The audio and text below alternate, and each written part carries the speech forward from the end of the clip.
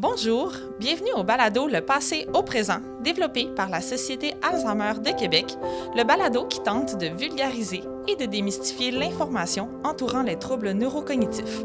Mon nom est Charlie Dorval et je suis intervenante sociale à la Société Alzheimer de Québec. Avant de débuter, je vous invite à visiter notre site web sociétéalzheimerdequebec.com si vous souhaitez faire un don ou vous informer sur nos services.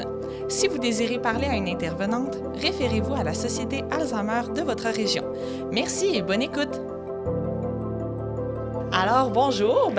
Allô Eva. Merci beaucoup, premièrement, d'être présente avec nous ici aujourd'hui. Eva, toi, tu es une neuropsychologue. Oui, qu'est-ce que ça fait, une neuropsychologue, en fait? Une neuropsychologue, ce que ça fait, en fait, c'est que notre spécialité à nous, c'est d'évaluer la cognition. La cognition, c'est les différentes fonctions de notre cerveau, comme la mémoire, le langage, la concentration. Donc, c'est principalement ça, notre spécialité, en intégrant en même temps le côté plus psycho, le côté comportement, émotion, affectif. Donc, je dirais que c'est surtout ça, notre travail. OK. Puis, dans le fond, toi, tu es neuropsy du côté du CIUS Chaudière-Appalaches? Oui, du CIUS Chaudière-Appalaches. Donc, moi, en fait, j'ai deux chapeaux. Oui. J'ai un chapeau, en fait, je suis sur une équipe, on appelle ça une équipe ambulatoire de gériatrie, psychogériatrie, donc avec des médecins, une gérontopsychiatre, des médecins spécialisés en gériatrie. Okay. Puis, mon autre chapeau, c'est en psychiatrie.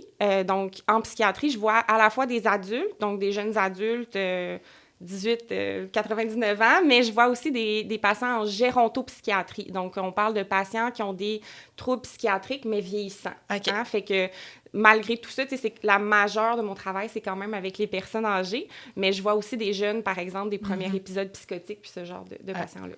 Ah, d'accord, parfait. C'est intéressant parce qu'on va peut-être éventuellement en parler là, de un peu la comorbidité, si on veut, ou l'assemblement de la santé mentale versus les troubles neurocognitifs. Mais d'abord, j'aimerais que tu puisses te présenter, savoir ton parcours. Qu'est-ce que c'est en tant que neuropsychologue?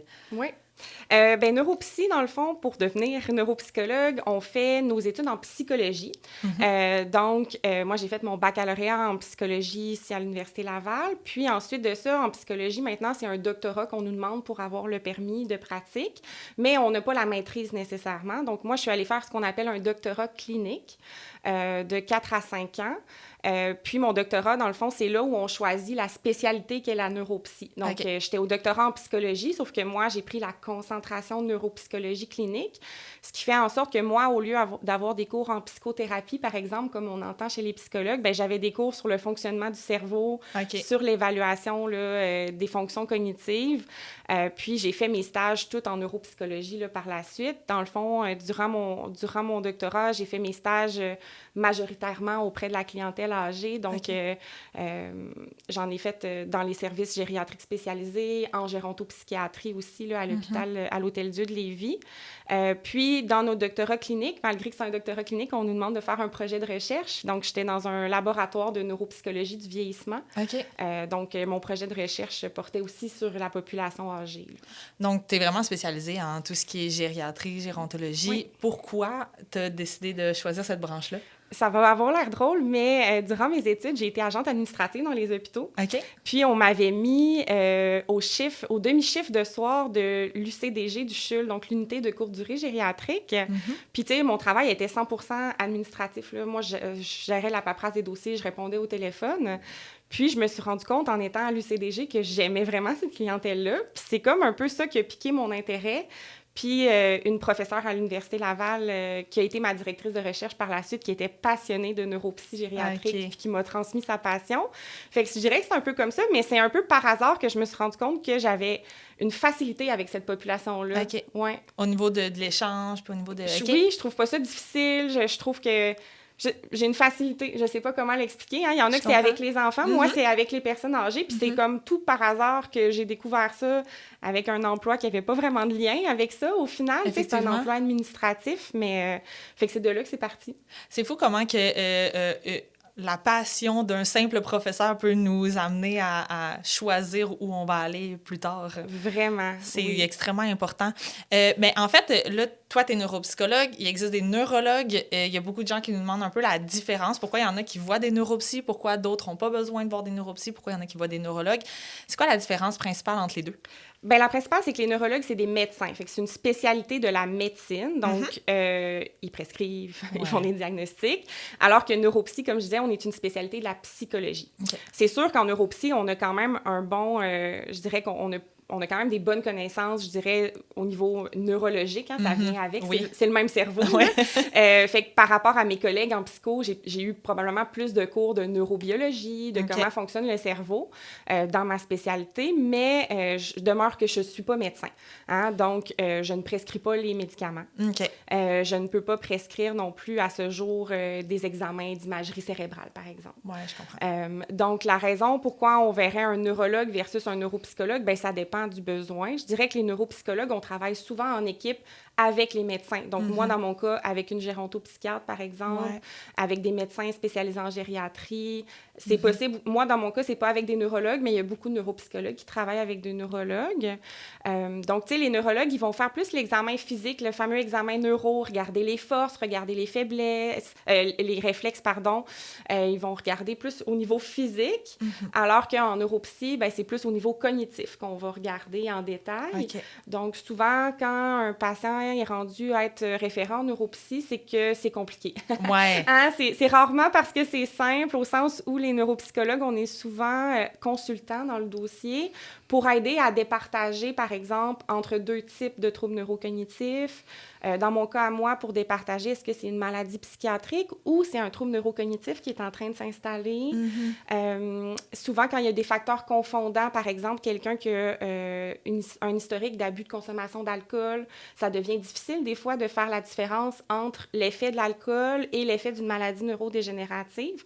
Donc, souvent, on est interpellé dans ces dossiers-là ou encore chez les gens très scolarisés ou peu scolarisés parce que les tests de dépistage usuels, dont certains ont peut-être entendu parler, hein, des tests que les médecins font dans les bureaux ou les infirmières, ben, sont pas assez bons pour aller détecter ces deux spectres-là. Hein, les deux, sont pas assez précis pour détecter les deux. Okay. Exactement. Fait que je dirais que c'est ça, les différences. Puis, tu sais, évidemment, dans notre façon de faire notre travail, c'est très différent, là. C'est intéressant parce que, bien, en fait, aujourd'hui, pourquoi tu es ici, pourquoi toi, en fait, pourquoi la neuropsychologue, la neuropsychologie, c'était vraiment parce qu'on entend beaucoup, beaucoup parler de la Société Alzheimer, de la Société Alzheimer, de la maladie d'Alzheimer, etc. Il y a beaucoup de gens qui ne savent pas que nous, on vient aussi intervenir auprès des gens qui ont d'autres troubles neurocognitifs. C'est quoi la différence entre les autres troubles neurocognitifs et tout. Donc, aujourd'hui, on va mettre un peu de côté la maladie d'Alzheimer comme telle, puis tu vas vraiment être là pour nous parler, bien, en fait, mettre en lumière un peu les autres troubles neurocognitifs, les différencier, etc., au terme plus de symptomatique, au niveau comportemental, etc. Puis, ben, ça va être ça qui va être intéressant. On entend souvent parler de la maladie. On a aussi 3 autres troubles qu'on entend un petit peu plus parler, mais encore là, c'est pas énorme. Donc, il y a la maladie à Cordet-Lewy, premièrement. On va commencer par un. On va essayer de décortiquer là, un après l'autre. La maladie à Cordet-Lewy, qu'est-ce que c'est comme tel? Bien, la maladie à Cordet-Lewy, c'est une autre pathologie neurodégénérative, hein, une autre maladie neurodégénérative, un peu comme la maladie d'Alzheimer l'est. C'est juste que c'est pas la même maladie dans le cerveau. C'est pas la même pathologie. Donc, si je peux me permettre, peut-être que je vais reculer un peu, mais un trouble neurocognitif, dans le fond. Tu sais, le trouble neurocognitif, c'est comme un peu quand on dit que quelqu'un a un syndrome grippal. Il mouche, il tousse, il fait de la fièvre, mais on sait pas pourquoi. Ça peut être la COVID, ça peut être l'influenza. Bien, c'est la même chose avec un trouble neurocognitif. Un trouble neurocognitif, c'est une perte des fonctions cognitives, une dégradation, une détérioration qui va à un certain moment probablement toucher le fonctionnement de la personne. Hein? Donc, quand on parle que l'autonomie de la personne, hein, la capacité à faire ses activités dans la vie de tous les jours est atteinte, là, on tombe dans ce qu'on appelle le trouble neurocognitif majeur. Ouais. Puis quand on dit qu'il y a des troubles cognitifs, une détérioration cognitive, mais que pour l'instant, l'autonomie est bien préservée, là, on parle d'un trouble neurocognitif mineur. Donc ça, c'est comme nos grands syndromes. Puis un trouble neurocognitif peut être dû à plusieurs pathologies, comme un syndrome grippal peut être dû à plusieurs types de virus. Donc, la maladie d'Alzheimer, celle qu'on entend le plus parler, celle pour laquelle les gens viennent vous voir la majorité du temps, c'est une des pathologies qui peut donner un trouble neurocognitif. C'est un peu comme une grande famille, en fait. Une grande famille on parlait... il y en avait un autre, un pharmacien qui nous avait comparé un peu... qui avait comparé ça un peu au cancer. Donc, le cancer, c'est un peu comme une grande famille, au même titre que tu compares au rhume et aux grippes.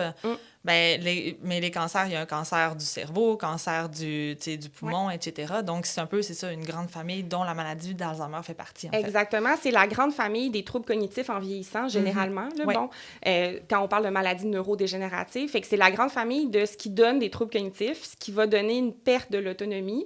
Mais la raison sous-jacente à ça peut varier d'une personne à l'autre. Donc, on a la maladie d'Alzheimer, puis on a la maladie à Korder-Lewis. Donc, en fait, ce qui va venir changer, c'est la pathologie vraiment dans le cerveau. C'est quoi la maladie qui atteint les neurones? Dans les deux cas, la pathologie va venir faire en sorte que nos neurones vont finir par mourir, ce qu'on appelle l'atrophie cérébrale. Et évidemment, quand nos neurones se détériorent, bien, ça a des impacts cognitifs, ça a des impacts aussi émotionnels et comportementaux parce que c'est le même cerveau. C'est le même cerveau qui est à l'origine de tout ça.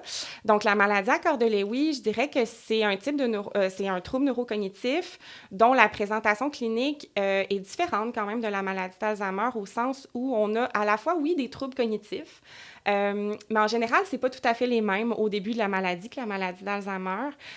Ça va se présenter plus par un trouble au niveau des fonctions exécutives. Okay. Les fonctions exécutives, c'est un petit peu abstrait, mais c'est super important, fait que je vais me permettre de le définir, c'est quoi. Les fonctions exécutives, c'est vraiment nos fonctions qui nous permettent de nous adapter dans la vie de tous les jours à ce qui est nouveau, à ce qui est complexe, à ce qui est imprévu. Ça arrive tous les jours, des choses comme ça. Fait que moi, des fois, je dis que les fonctions exécutives, c'est un peu comme le chef d'orchestre de notre fonctionnement cognitif ou le contremaître du chantier. Là, on peut choisir l'image qu'on veut, mais sont très importantes parce qu'ils gèrent un peu nos autres fonctions cognitives. Donc dans la maladie à Korder-Lewis, on a une atteinte des fonctions exécutives qui va faire en sorte que les gens ont plus de misère, par exemple, à s'organiser au quotidien, à planifier. On va avoir aussi plus de difficultés dans la prise de décision, le jugement. On est dans ces fonctions-là qui sont importantes pour s'adapter à la vie de tous les jours. On peut avoir des difficultés de mémoire, mais c'est moins flagrant que dans la maladie d'Alzheimer au départ.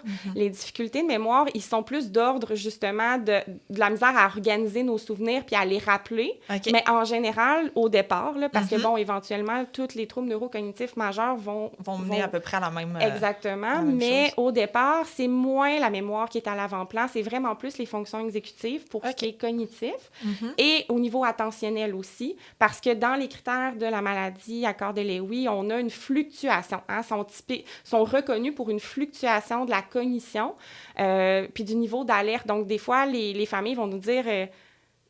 des fois, c'est une bonne journée, là, il est tout là, puis des fois, il devient plus confus, puis ça arrive comme...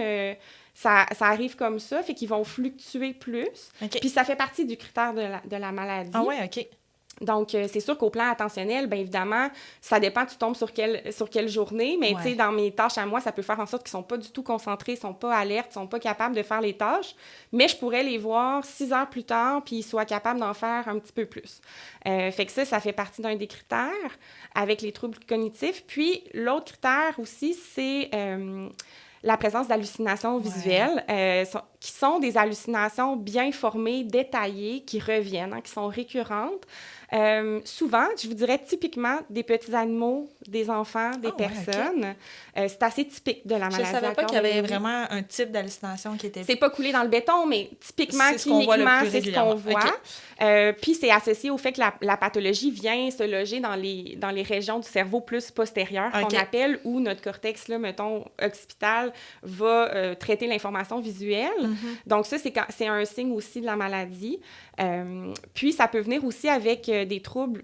Les autres troubles cognitifs qu'on reconnaît à la maladie à Korder-Lewis, c'est les troubles visuo-perceptuels, visuo-spatiaux. Donc, c'est de mal reconnaître les objets dans l'espace, mal comprendre la relation, l'espace entre les objets.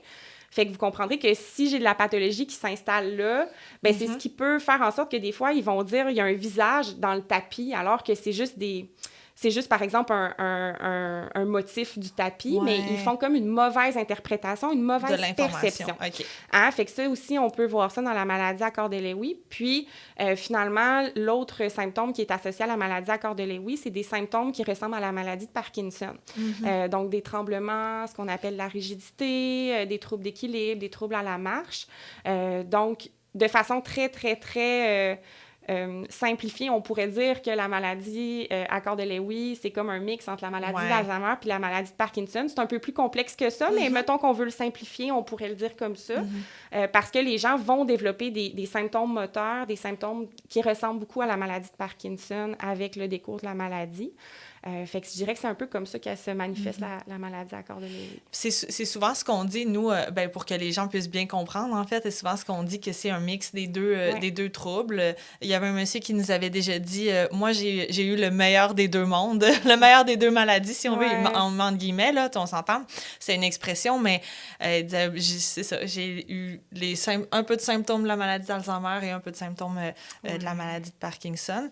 Puis, au niveau des hallucinations, là, une personne qui justement présente des hallucinations, est-ce qu'il y a quelque chose à faire pour contrer ça ou? C'est sûr que les médecins, encore une fois, sont mieux placés que moi pour la prescription de la médication, mais quand même, je peux parler d'expérience. De façon globale. Oui, c'est ça. Les médicaments qu'on utilise dans la maladie d'Alzheimer, qu'on appelle les inhibiteurs de l'acétylcholinestérase, peuvent être donnés dans la maladie à corps de Lewy et ça peut parfois aider les hallucinations. OK, ça, je savais pas. Puis, évidemment, il y a les médicaments qu'on utilise en présence d'hallucinations dans nos autres populations, comme moi, par exemple, je travaille avec des gens qui ont une schizophrénie, qui ont des hallucinations.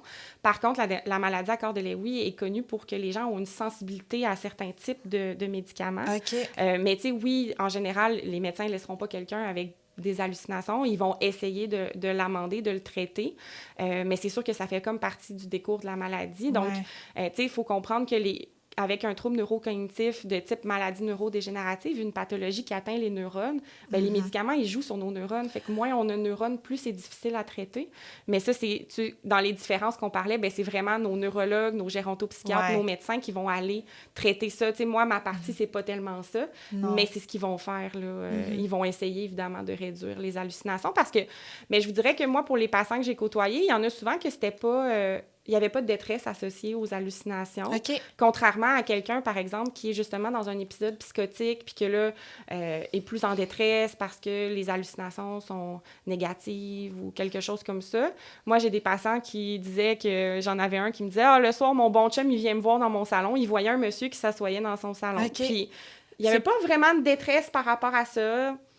Souvent, c'est plus l'aidant qui est mal à l'aise avec la situation. J'ai une dame que j'ai rencontrée que son conjoint, sur l'heure du souper, il demande souvent à donner de la nourriture à la petite fille qui est à côté de lui. Petite fille. Oui, c'est une petite fille. Il dit, mais la petite, est-ce qu'elle a mangé? Il s'inquiète beaucoup pour la petite fille à côté de lui. Puis la dame, au début, était très surprise. Puis je pense vraiment que c'est plus une perception du proche aidant qui est difficile, qui est... un peu hors du commun, en fait. Là, ça va au-delà de ce qu'on peut... Puis on a tendance à dire, non, il n'y en a pas de petites filles, il n'y en a pas...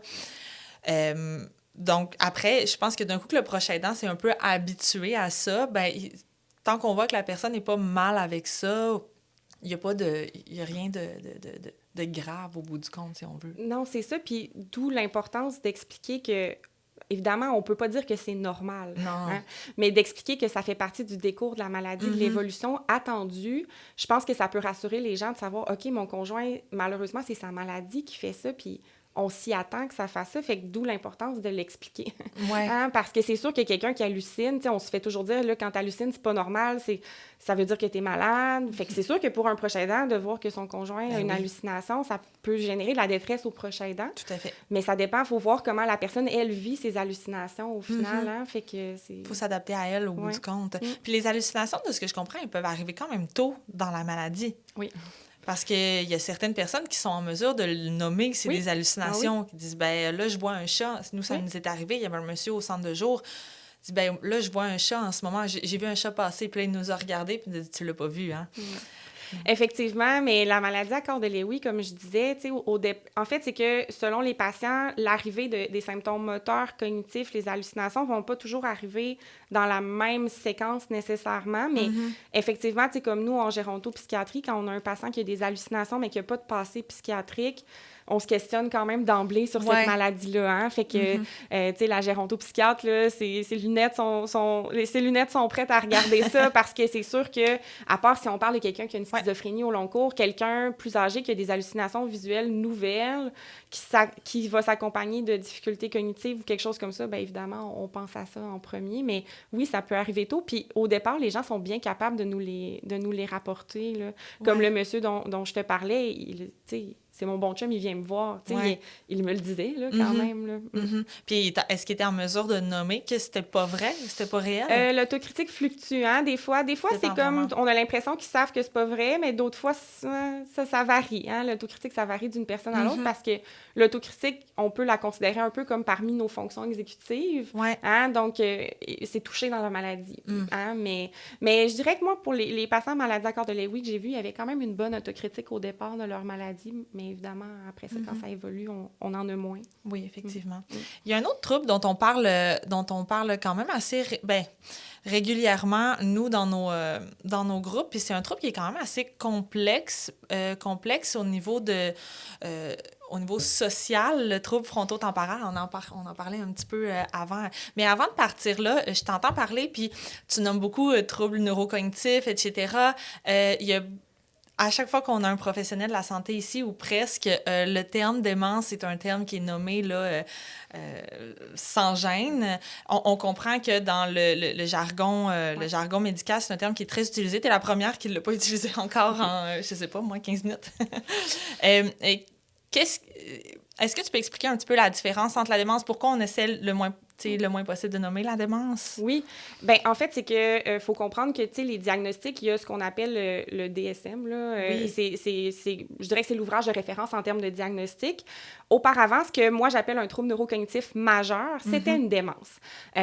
Puis, je me suis pas encore échappée. Ça se peut que je m'échappe. C'est bien. Ça se peut que je m'échappe, mais parce que, entre autres, démence à corps de Lewy, démence frontotemporale, c'est encore que dans la recherche, c'est encore les termes qui sont utilisés. Donc, quand on lit sur la littérature là-dessus, c'est encore les termes utilisés. Donc, des fois, il y a ça aussi. Bon, maladie à corps de Lewy, ça commence à... Mais tu sais, maladie frontotemporale, ça, je l'entends pas vraiment. Fait que de ça, il y a des choses que même si on veut bien changer, ça n'a pas encore changé. Mais dans le fond, démence réfère à trouble neurocognitif majeur, alors que le trouble neurocognitif mineur, auparavant, s'appelait le trouble cognitif léger. Hein? Fait que c'est juste des vieilles appellations qu'ils ont décidé de changer le terme pour que ça soit moins péjoratif. Hein? Parce que si vous parlez à des personnes plus âgées, ils vont me dire « Ah, tu sais, moi, ma grand-mère est morte sénile, elle est morte de démence. » Puis à cette époque-là, on se forçait pas trop à différencier les types de démence. Puis il faut comprendre que la population vieillissait pas assez vieille pour qu'on voit autant de types de démence qu'on voit maintenant. Donc, c'est un vieux terme qui peut revenir à la charge.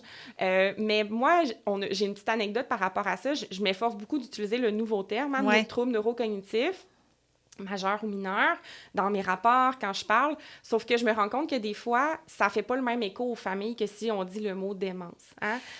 C'est-tu plus positif?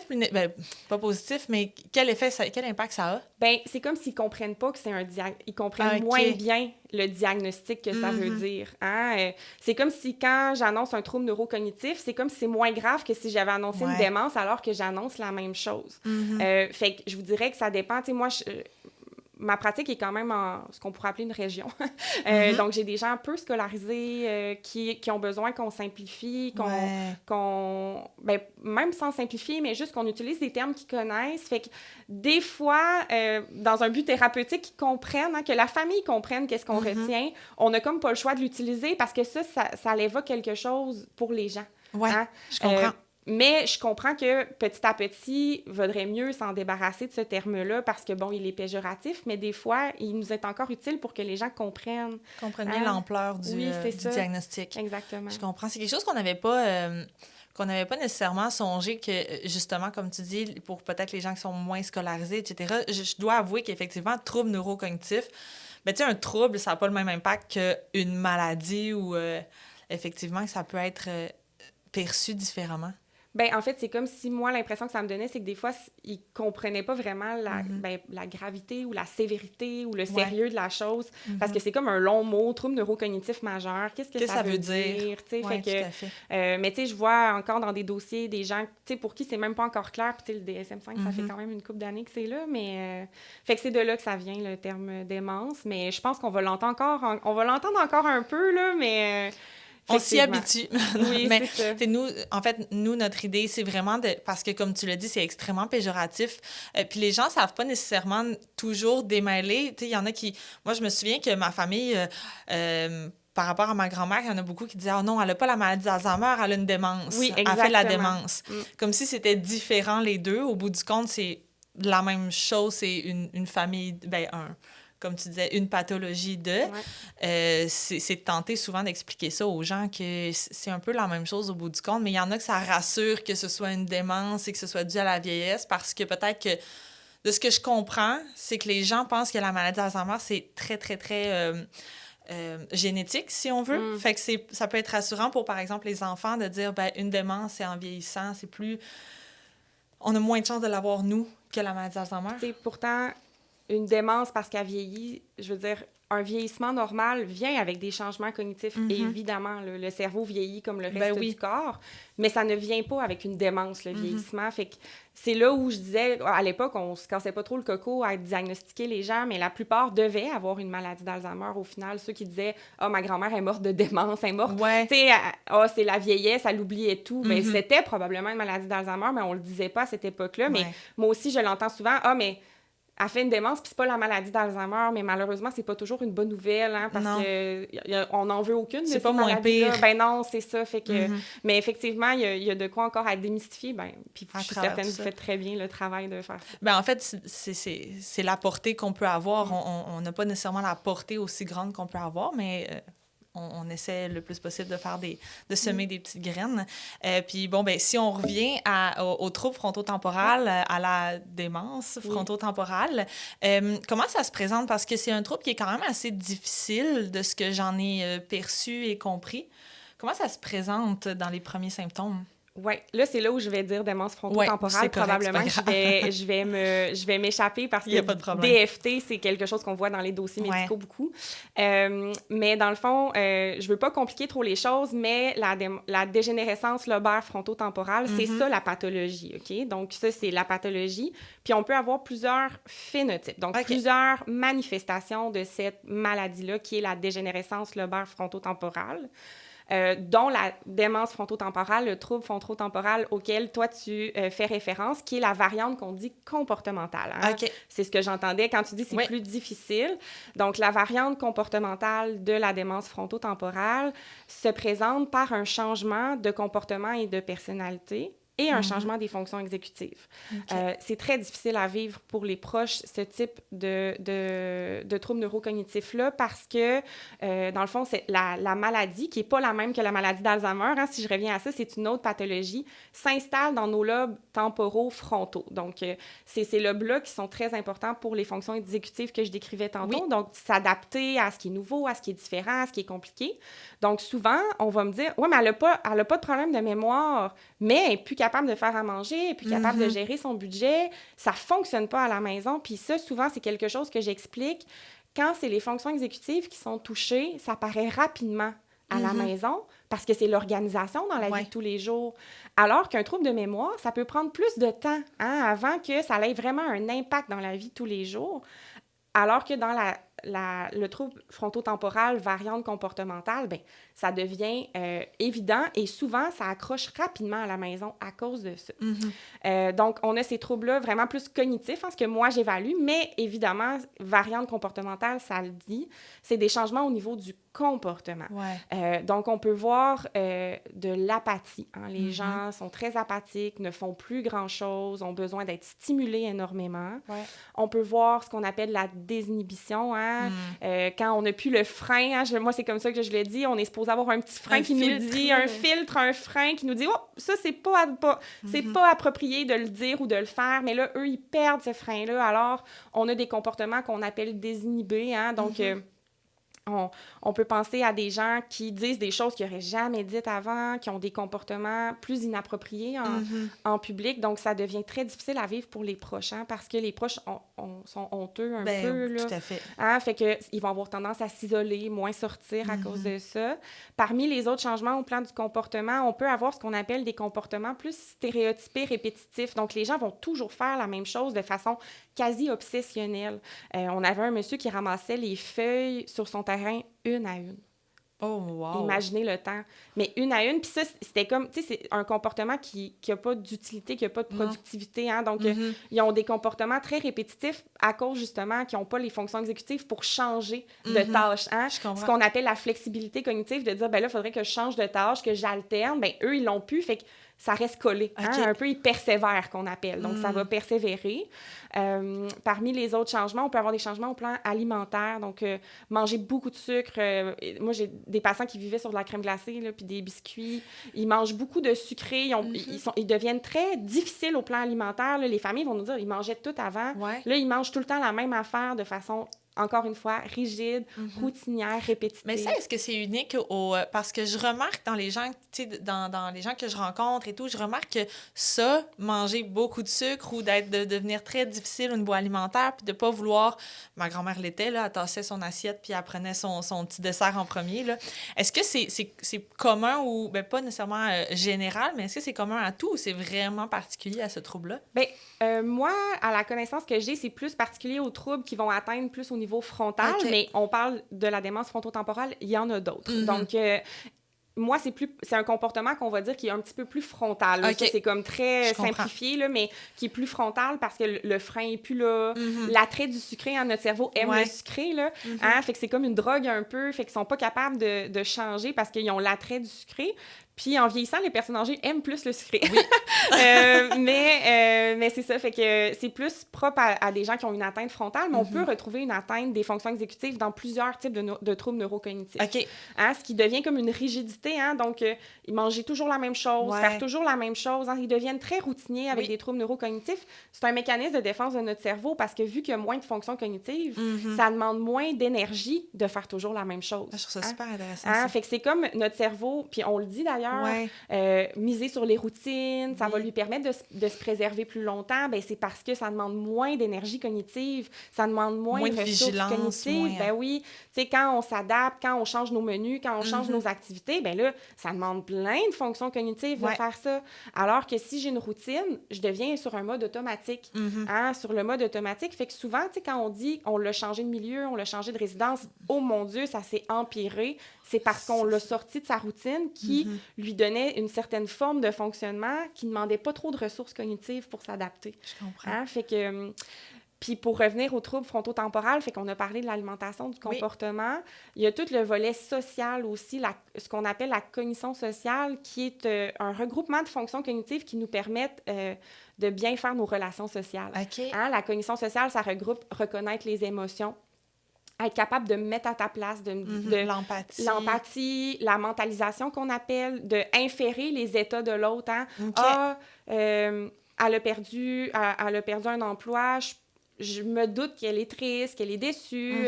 Ben ça, la mentalisation, être capable d'inférer comment l'autre se sent ou qu'est-ce que l'autre peut penser, ben c'est touché aussi dans la variante comportementale, la démence frontotemporale. Est-ce que ça fait partie de la même chose si, par exemple, il y a des gens qui viennent nous voir puis qui nous disent « Ah, ben moi, ma mère, elle s'intéresse plus. » Ben là, c'est un exemple, là, mais elle s'intéresse plus à nous, elle nous pose plus de questions sur mes enfants, elle me demande jamais comment je vais. C'est un peu dans le même concept. Oui, c'est la réciprocité sociale, émotionnelle, tu sais, dans le sens où, mais moi aussi, je l'entends, puis des fois, c'est ce qui va venir un petit peu... c'est sûr que ça, c'est très difficile à vivre pour les proches, mais oui, ça fait partie de la cognition sociale. Puis, dans ce trouble neurocognitif-là, effectivement, le manque d'empathie, le manque d'intérêt pour l'autre, ça arrive quand même rapidement. Mal comprendre, ils finissent par des gens qui avaient un bon fonctionnement social, vont mal comprendre les interactions sociales aussi. Ils vont mal interpréter, par exemple, une conversation. On a eu un exemple vraiment intéressant, puis c'était pas dans le cadre d'une variante comportementale de la démence frontotemporale, dans le cadre d'un autre trouble neurocognitif, mais qui donnait ce genre de trouble-là aussi. On venait de finir une rencontre familiale où on annonçait le diagnostic, puis la famille était là, la patiente était là. Et tu sais, ça l'a bien été, tout le monde était le monde était touché, triste, évidemment, mais ça l'a bien été. Puis quand on l'a rencontrée après toute seule, elle a pensé que tout le monde était fâché. Hein? Fait que elle avait mal perçu l'émotion. Elle avait très mal perçu les émotions. Puis moi, j'en ai un test de ça où je fais la reconnaissance des émotions. Puis effectivement, c'est une dame qui, c'était anormal là, comme test et qui interprétait toujours la colère dans le visage des gens. Fait que tu comprendras qu'elle pense toujours que tu es en colère. Fait qu'elle c'est sûr qu'elle réagit. Fait qu'elle est irritable, elle est prompte, elle réagit beaucoup. Fait que c'est le genre de changement qu'on peut voir aussi. On dirait que je fais des liens dans ma tête parce que, tu sais, oui, effectivement, on connaît un peu les troubles, mais en profondeur de cette façon-là, pas nécessairement. Puis il y a des gens qui nous arrivent et disent « Elle est tout le temps fâchée » ou « Elle est rendue agressive ». Ça, on l'entend quand même assez régulièrement, mais ça peut être, dans le fond, une raison pour laquelle la personne est un petit peu agressive parce qu'elle n'est pas capable de différencier les émotions de l'autre qui est devant. L'agressivité, l'irritabilité dans le décours d'un trouble neurocognitif majeur peut avoir plusieurs sources, mais il y en a une que ça peut être de mal comprendre, mal percevoir, j'ai pas bien reconnu c'est quoi le contexte social, mais des fois, ça peut être aussi, c'est que quand le langage est touché, par exemple, ils ont de la misère à s'exprimer adéquatement. La difficulté au niveau de communication, exactement. Fait que ça peut avoir tellement... Mais tu sais, la cognition sociale, on en a besoin comme humain constamment. En ce moment, on en a besoin. Tu sais, on s'ajuste. Ah, t'as fini de parler, c'est à mon tour de parler, mais bon, eux, quand ils n'ont plus ça, puis qu'en plus, ils ont d'autres troubles cognitifs, ça peut faire en sorte qu'au plan social, c'est difficile à vivre pour les proches, puis eux s'en rendent pas très compte, en général. C'est souvent ça, c'est de la nosognosie, ils se rendent pas nécessairement compte des pertes auxquels ils font face, au bout du compte. Non, puis quand ils ont des troubles de cognition sociale, ils se rendent pas compte qu'ils peuvent blesser l'autre. Oui, parce que justement, ils n'ont pas cette espèce de capacité à comprendre puis à lire les émotions. C'est intéressant, ça. À travers tout ça, là, je vois le temps filer. Si on pourrait en parler là, longtemps, je trouve ça super intéressant.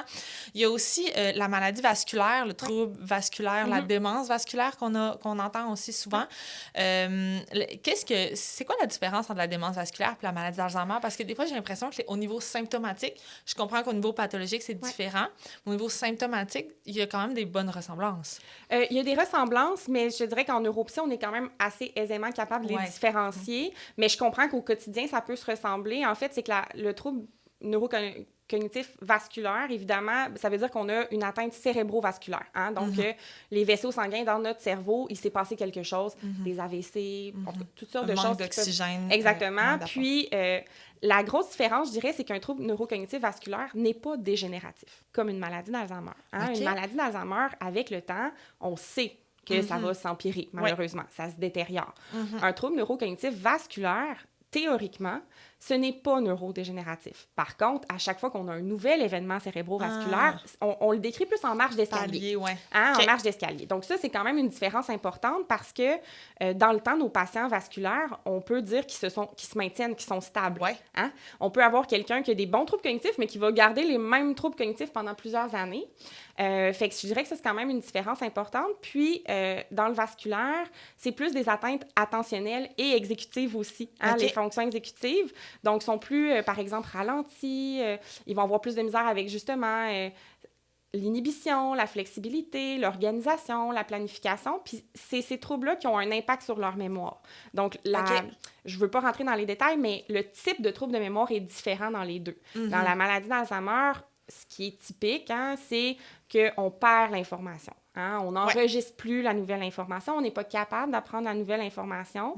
Et avec le temps, malheureusement, on perd aussi l'information qui était là. Dans les troubles neurocognitifs vasculaires, ce qui est plus typique, c'est qu'à cause des troubles attentionnels, ils enregistrent mal l'information. Moi, je dis tout le temps à mes patients, si vous n'écoutez pas, vous vous en souviendrez pas. Hein? Fait que l'encodage, qu'on appelle, est plus fragile parce qu'ils sont moins attentifs, ils ont plus de fluctuations à ce niveau-là. Fait que, évidemment, si tu n'as pas enregistré l'information, tu ne t'en rappelleras pas. Et l'autre trouble qu'on a dans le vasculaire, c'est le trouble de récupération, se rappeler par eux-mêmes. Hein? Fait que quand on va leur dire « Rappelez-moi les mots que je vous ai fait apprendre », ils vont dire « Je m'en souviens pas ». Mais dès qu'on leur donne un indice, eux, ils vont aller le retrouver. Hein? Je vous ai fait apprendre un fruit. Ah oui, la banane. Alors que dans la maladie d'Alzheimer, les indices ne les aident pas parce qu'ils sont juste plus capables de l'apprendre. Hein? Fait que je dirais que c'est là que ça se différencie. Puis les troubles neurocognitifs vasculaires, ils vont plus fluctuer aussi. Hein? Des fois, j'imagine, vous l'entendez, « Ah, il y a des bonnes puis des moins bonnes journées. Ça, c'est plus... Ça peut être vrai dans la maladie d'Alzheimer aussi, mais je dirais que c'est un petit peu plus typique de neurovasculaire. Ce qu'on entend souvent, c'est... mais aujourd'hui, je suis allée... par exemple, j'ai vu mon père, mais aujourd'hui, il avait vraiment pas l'air malade. Il se souvenait de tout, puis tout allait bien. T'sais, on n'aurait pas cru qu'il y a un diagnostic. Ça, on l'entend souvent dans la maladie vasculaire ou le trouble vasculaire. Bien, c'est parce que, dans le fond, des fois, je le dis comme ça, mais c'est que, tu sais, c'est en lien avec la circulation du sang dans ton cerveau. Fait que c'est comme si ta circulation du sang, des fois, ça se peut qu'elle aille bien, des fois, elle va pas bien, puis... Là, c'est une façon très imagée, là, c'est beaucoup plus complexe que ça, mais c'est ce qui fait que des fois, ils ont des bonnes puis des moins bonnes journées. C'est que probablement que l'oxygénation, l'apport en sang, quand on a, mettons, par exemple, l'hypertension artérielle ou en tout cas ce genre de choses-là, la santé vasculaire est très importante pour notre cerveau, mais ils ont un petit peu plus de fluctuations qu'une maladie d'Alzheimer qui va se ressembler généralement.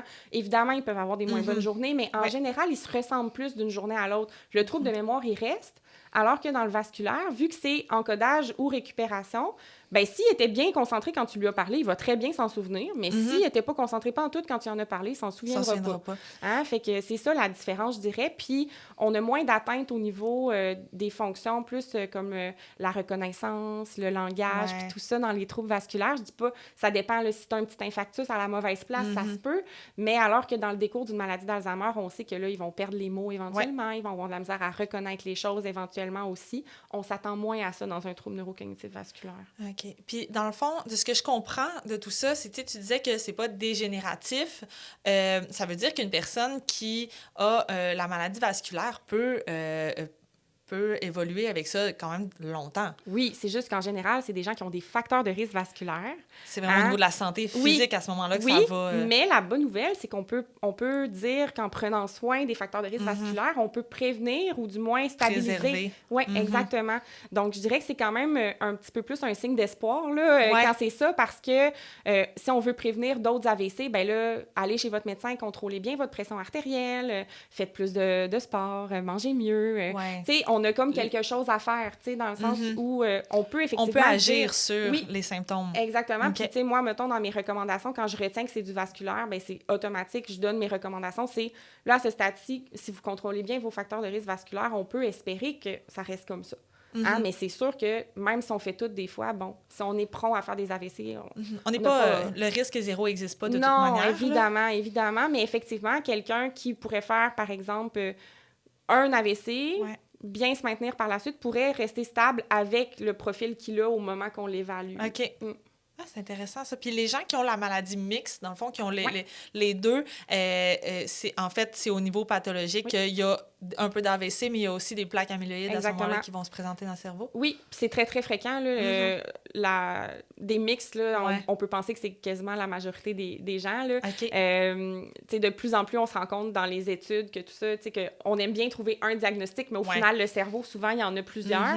Mais les mixtes, c'est qu'on sait qu'il y a une maladie d'Alzheimer avérée. Bon, il y a les critères diagnostiques, on voit dans le cerveau ce qu'il y a à voir, mais on voit qu'il y a aussi la présence de maladies cérébrovasculaires, puis ça va venir faire en sorte que, alors que dans une maladie d'Alzheimer en début d'évolution, j'ai pas nécessairement de troubles attentionnels, bien là, on peut en avoir parce qu'il y a du vasculaire aussi en même temps. Hein? Fait que ça vient comme un peu teinter le tableau, pas nécessairement de la bonne façon, là, au sens que là, ça peut faire en sorte que c'est exacerbé un petit peu. Là. Je comprends.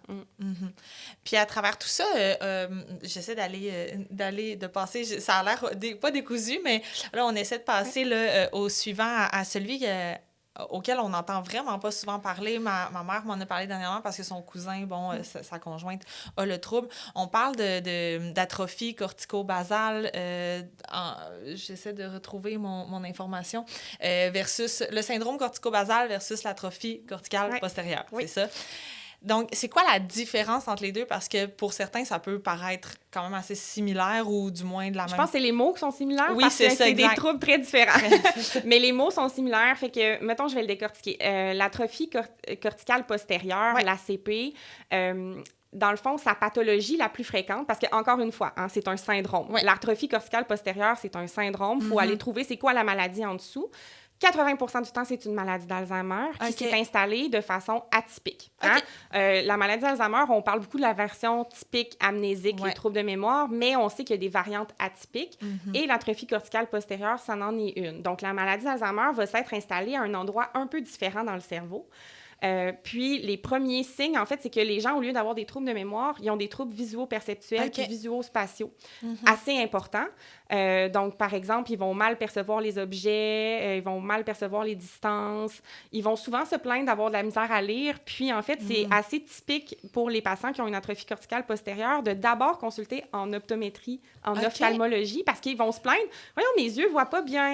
Il me semble que j'ai de la misère à lire. » Puis, ils vont se plaindre de leurs yeux, mais l'optométriste ou l'ophtalmo va dire « Votre vision est correcte. » Hein? Fait que ça veut dire que c'est pas l'œil, c'est pas sensoriel. C'est pas l'œil qui a un problème, c'est le cerveau quand il l'interprète. C'est vraiment le traitement de l'information. Oui, exactement.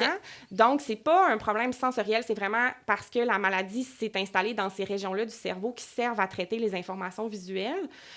Puis, typiquement, ben c'est ça, les gens, ça peut faire en sorte qu'ils ont aussi de la misère à écrire parce qu'ils sont pas capables de respecter l'espace entre les lettres. Ils vont écrire toute une part. Là, je donne des exemples comme ça, mais dans ceux que j'ai vus, il y avait ça. Ils vont chercher des objets qui sont sous leurs yeux, mais pas les reconnaître. Évidemment, la conduite auto, c'est vraiment pas compatible avec ça, hein? On peut deviner. Donc, ils vont avoir de la misère à tenir leur voix. Ils peuvent avoir plus d'incidents d'accrochage parce qu'ils perçoivent mal leur environnement. Ils vont faire des erreurs de reconnaissance. Par exemple, prendre un chien pour une moufette ou ce genre de choses-là. Donc, c'est quand même particulier. Puis c'est que ça commence comme ça. Éventuellement, ces patients-là, vu que c'est une pathologie Alzheimer, vont développer des troubles de mémoire, mais au départ, c'est très spécifique au visuo-perceptuel. Puis, les impacts au quotidien sont tous liés à ça. À la vision, Fait que, mettons, quand il cuisine, il fait plus de dégâts. Le monsieur que j'avais vu, moi, sa madame, c'était rendu qu'il mettait juste une chose devant lui parce qu'il percevait mal qu'est-ce qu'il avait à manger, qu'est-ce qu'il pouvait prendre, puis tout ça. Fait que ça, c'est pour l'atrophie corticale postérieure. Donc... le syndrome cortico-basal, encore une fois, un syndrome qui est généralement dû à ce qu'on appelle la dégénérescence cortico-basale, qui est une maladie, qui est une pathologie, qui, elle, se présente avec des troubles praxiques en premier. Hein? Des troubles praxiques, là, c'est très vague, mais les praxis, si je peux le résumer, c'est un peu la mémoire des mouvements de notre cerveau. Hein? Donc, la capacité, par exemple, à s'habiller, la capacité à attacher des lacets, la capacité à faire du vélo, en tout cas, tout ça demande des praxis. Le syndrome cortico-basal, donc, ça se présente souvent asymétrique. Donc, d'un côté, la personne va avoir une apraxie d'un membre qui va générer, je dirais, une maladresse. Hein? Ça va atteindre les gestes même élémentaires. Ils vont devenir maladroits, ils vont avoir de la misère à réaliser des gestes. Puis, c'est juste d'un côté au départ. Il y a des présentations qui sont pas... Mais la grande majorité, là, je vous parle de ce qui est plus prototypique. Ça va être d'un côté. Puis, éventuellement, le syndrome cortico-basal, malheureusement, c'est pas une évolution tellement charmante parce que, justement, c'est le corps qui perd de ses habiletés. Donc, il faisait partie de ce qu'on appelait les Parkinson plus à une certaine époque. Fait que ça peut aider les gens à se faire une image, c'est qu'il a des troubles plus moteurs aussi, mais il y a aussi des troubles cognitifs là, qui vont s'ajouter. Mais au départ, les gens vont plus se plaindre... d'avoir au niveau physique. Exactement. Mais ça vient là, avec des troubles cognitifs aussi qui sont plus complexes un petit peu, là, qu'on va évaluer en neuropsy, mais qu'on évalue moins là, dans les autres. Mais ça peut venir avec des problèmes au niveau du langage aussi, le syndrome cortico-basal, une dysarthrie, une difficulté à prononcer. Hein, ils vont s'accrocher dans leur bouche, ils vont s'accrocher en parlant. Donc, ça peut être une sorte aussi de syndrome cortico-basal, d'avoir plus une difficulté au niveau langagière. Puis, ils peuvent avoir, en tout cas, toutes sortes d'autres. Mais c'est pas la mémoire. Hein? C'est ça c'est pas la mémoire, mais c'est pas vraiment mieux. Non, c'est ça. Mais éventuellement, la mémoire va... Bien, en fait, toutes nos... j'écoutais des conférences, ils ont toutes la même finalité. Hein?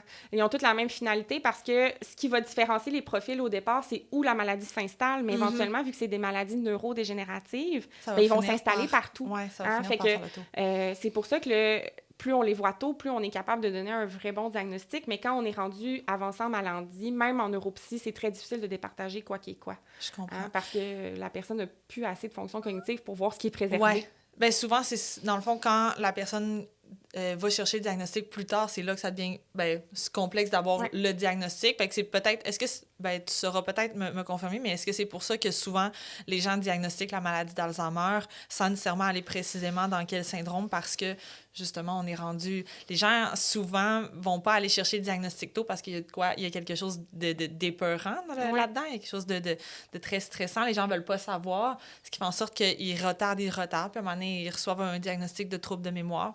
Oui. Peut-être que ça s'est présenté différemment au début, mais qu'on ne le sait pas au bout du compte. Exactement. Est-ce que c'était une présentation atypique de la maladie d'Alzheimer, mais que là, au moment qu'il consulte, elle est devenue typique?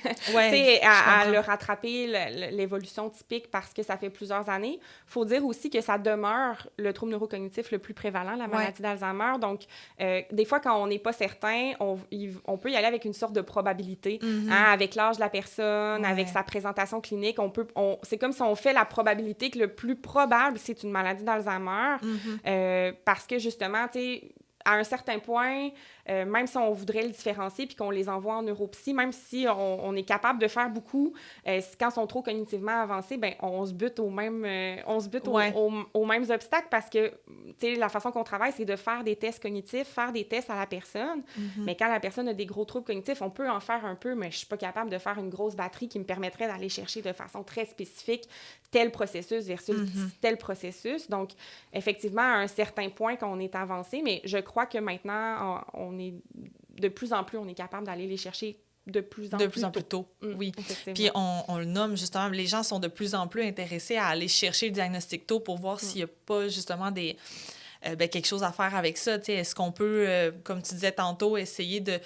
pas nécessairement de ralentir le processus, d'essayer de stabiliser l'évolution de la maladie. Fait que c'est pour ça que les gens vont de plus en plus chercher. Puis ils vont essayer de comprendre aussi qu'est-ce qui se passe. Bien, puis, tu sais, avoir un diagnostic à l'heure actuelle, on peut se poser la question, mais tu sais, ça donne quoi au final? On n'a pas de médicaments pour les guérir, mais de savoir, par exemple, que quelqu'un a une démence à corps de Lewy, tu vois, je viens de m'échapper, une maladie à corps de Lewy, au lieu d'une maladie d'Alzheimer, bien, ça peut nous aider à préparer la famille à l'évolution. Hein? Bien, il va avoir de la misère à marcher, fait que peut-être que vous devriez ajuster votre maison. Hein? Ou il va en avoir des hallucinations visuelles, inquiétez-vous pas. Ou c'est la même chose avec la variante comportementale, la démence frontotemporale, de les avertir que, effectivement, au plan social, ça va devenir difficile, mais essayez de sortir quand même. Expliquez-le aux gens autour de vous que c'est pas de sa faute, hein, que c'est une maladie, puis tout ça. Fait que moi j'y crois beaucoup à quand les gens comprennent, ça l'aide. Moi, j'y crois beaucoup, évidemment. Fait que moi, le diagnostic, peu importe c'est qui, je trouve ça important qu'on le dise, juste pour les préparer. Puis dans des questions encore plus grandes que ça, c'est que quand tu le sais, par exemple, on peut avoir d'autres maladies. Hein? C'est pas parce qu'on a un trouble neurocognitif que notre corps il continue à suivre, mais de savoir c'est quoi la maladie qu'il y a dans notre cerveau pour prendre les décisions sur, par exemple, un traitement pour le cancer. Hein? Parce que on peut recevoir un genre de diagnostic où là, il faut prendre une décision. C'est quoi le traitement? Je vais jusqu'où? On me propose des chirurgies, on me propose... Mais là, je sais que j'ai telle maladie dans mon cerveau qui va m'amener vers ça. Fait que moi, je trouve ça très important qu'on le dise, même si, malheureusement, on ne le guérit pas.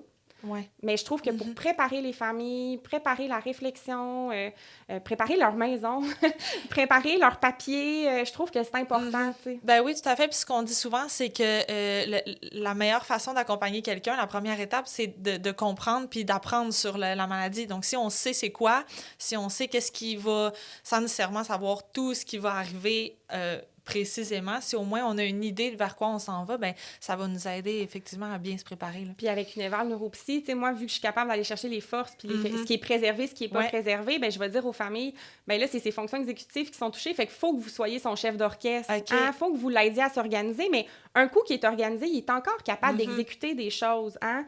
Mais demandez-y pas de faire une soupe du début à la fin. Demandez-y de couper les patates. Non, mais tu sais, c'est vraiment très concret là, ce que je dis, mais en ayant un profil neuropsy, ben c'est ça que moi, ça me permet de faire. C'est sûr que j'aide au diagnostic, tout ça, mais au-delà du diagnostic, je peux aller voir c'est quoi qui est encore préservé puis sur quoi on peut miser. Hein? Sur quoi la famille peut miser, puis expliquer, ne serait-ce qu'expliquer les fonctions exécutives ou la cognition sociale, ça fait du bien des fois.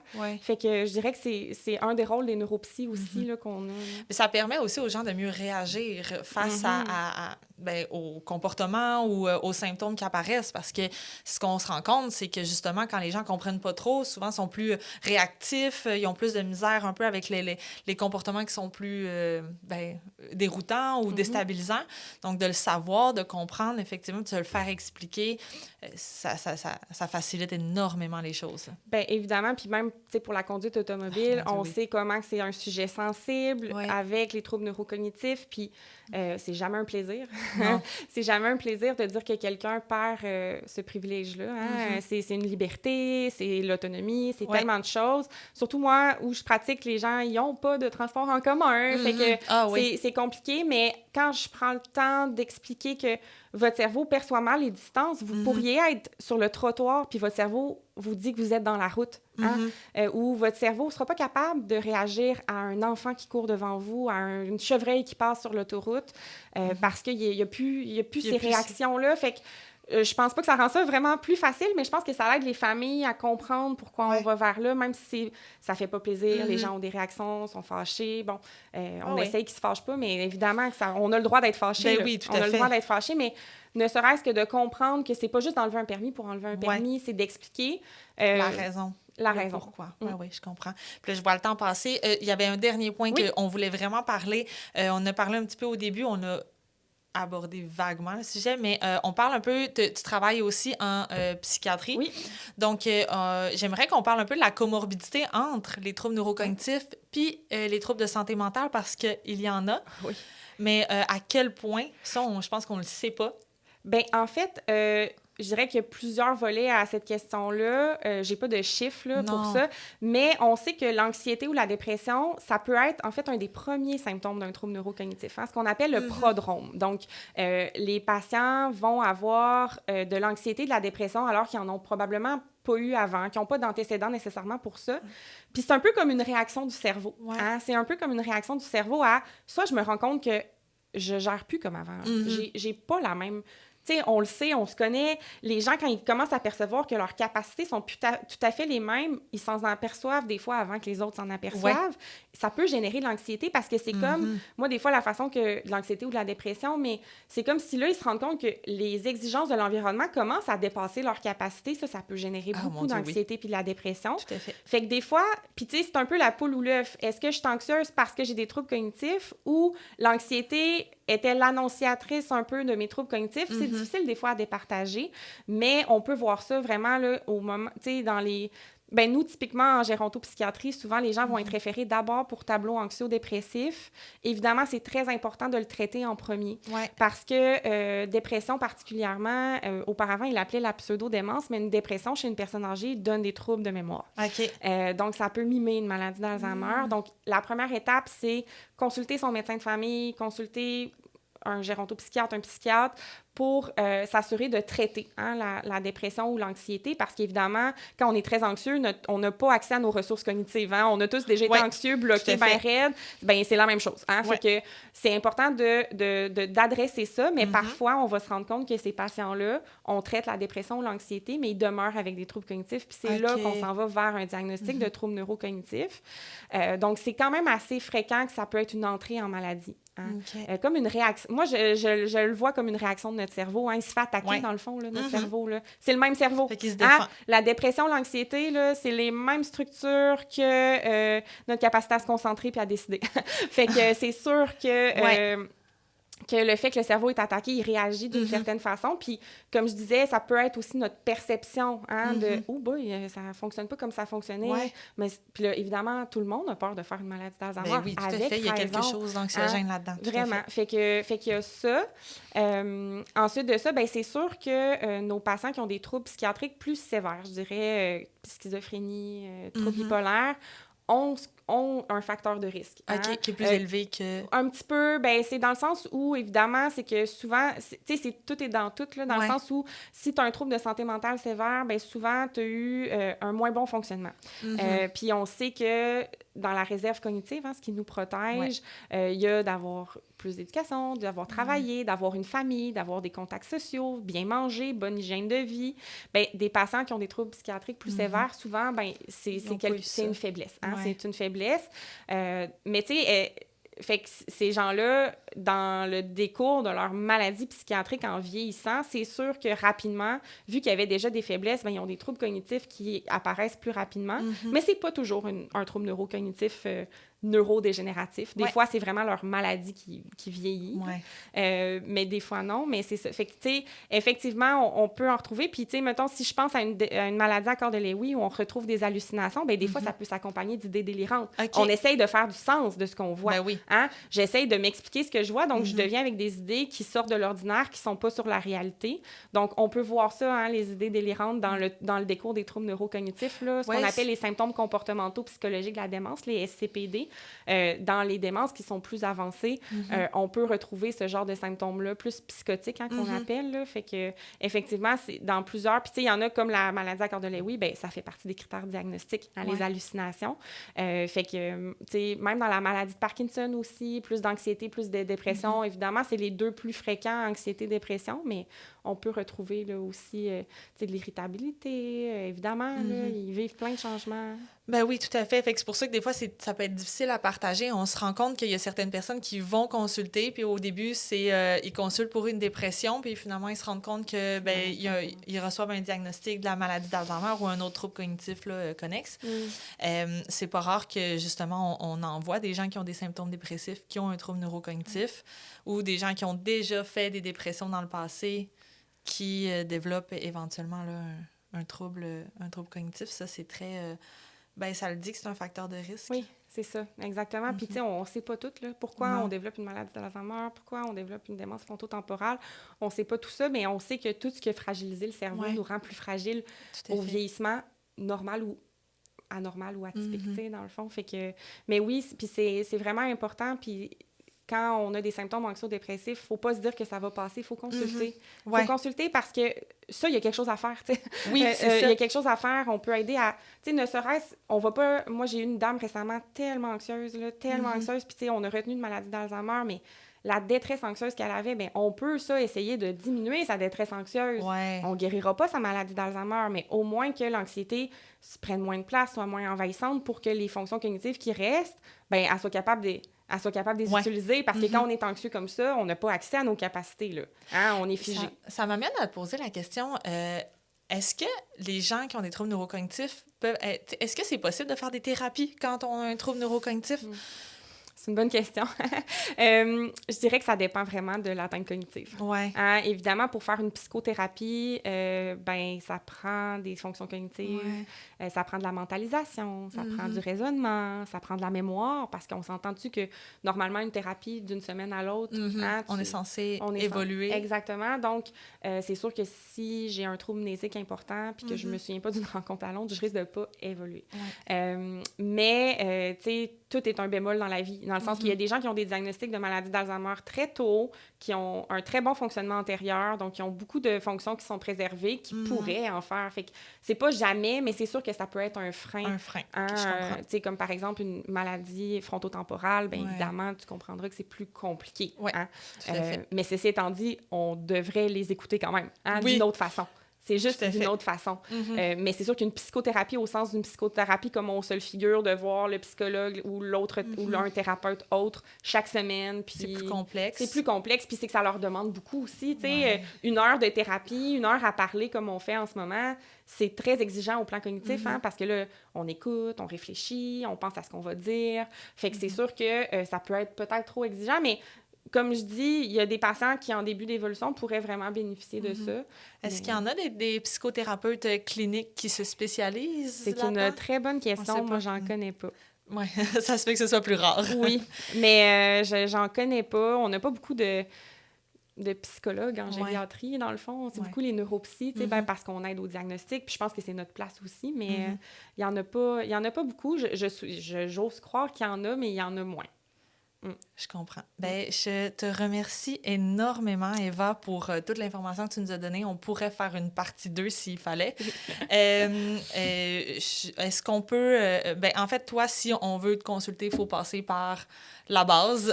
Oui, bien, au public, ça prend une référence par un médecin, puis que là, les médecins de l'hôpital me demandent en consultation, là, et fait que c'est plus compliqué au public, mais c'est mon domaine de pratique que j'affectionne particulièrement. Fait que non, on peut pas me consulter directement comme ça. Ça se ressent que tu affectionnes ça particulièrement. Je te remercie beaucoup. Je remercie tout le monde, en fait, d'avoir été à l'écoute aujourd'hui. Si vous voulez avoir plus d'informations par rapport aux troubles neurocognitifs, je vous invite à visiter notre site web, la société alzheimerdequebec.com. Le salon Alzheimer est bientôt, le 28 janvier. Je vous invite à visiter le site web de la société ou du salon Alzheimer pour avoir plus d'informations.